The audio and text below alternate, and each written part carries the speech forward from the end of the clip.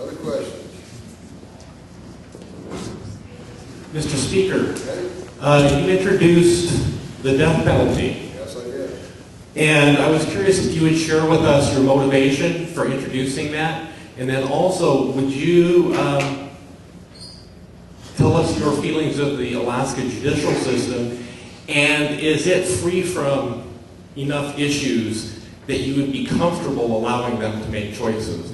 And again, I'm speaking of the racial issues within the state, and currently the excessive Native population in the court or in the jails relative to our overall population. And do you see any racial issues within the justice system that you are afraid of? You know, and certainly you want to know why I introduced it. People think, well, did you have a member of your family that was killed, or there's a number of issues. No, I didn't. I thought it was time that we brought the issue back up. We haven't had the death penalty since 57, 59, I believe, and it's an issue that I thought about fairly long and fairly hard, and whether I really wanted to bring this issue up and have the conversation. And I think that we should. We have people out there that are committing crimes that certainly we can put them in jail for life. The conversation becomes that the death penalty is not a deterrent. Personally, I've never said that the death penalty was a deterrent. I think that we have people out there that commit the crimes that are so heinous that we should do and we should take care and be responsible for these people. I received a letter last week from a gentleman that I believe his sister was killed. The guy went to jail for life, no parole possible. But 15 years later, there's a parole hearing. He didn't get out. They refused him parole. But this has went on 2 or 3 different times over time.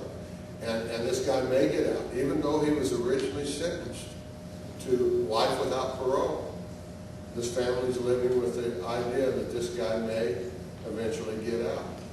These people, if they have the opportunity to get out, a few have killed after they've been out, and certainly there's been some that have killed people that have been in prison.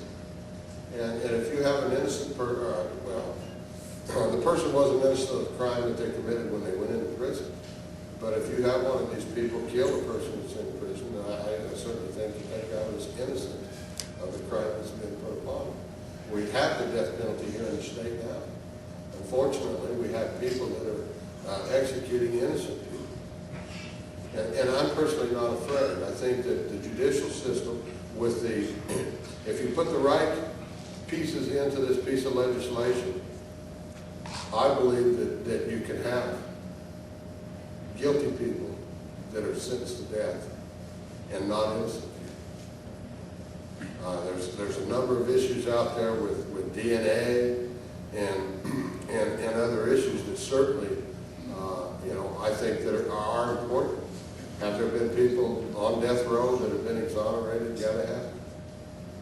But I think that if we can craft a piece of legislation that eliminates those, then certainly I think the judicial system in our state can handle the death penalty issue. Mr. Speaker, I don't believe that you answered the question that was put before you.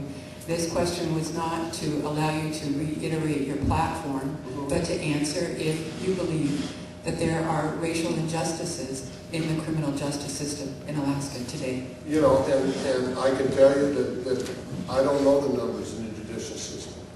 I don't know how many natives versus whites versus African Americans. I don't know the percentages that are out there. Is there a larger number of native residents of the state in prison? I believe that there is. I think that number is high. Have they committed the crimes that they're accused of? And are they guilty of those crimes? I don't know.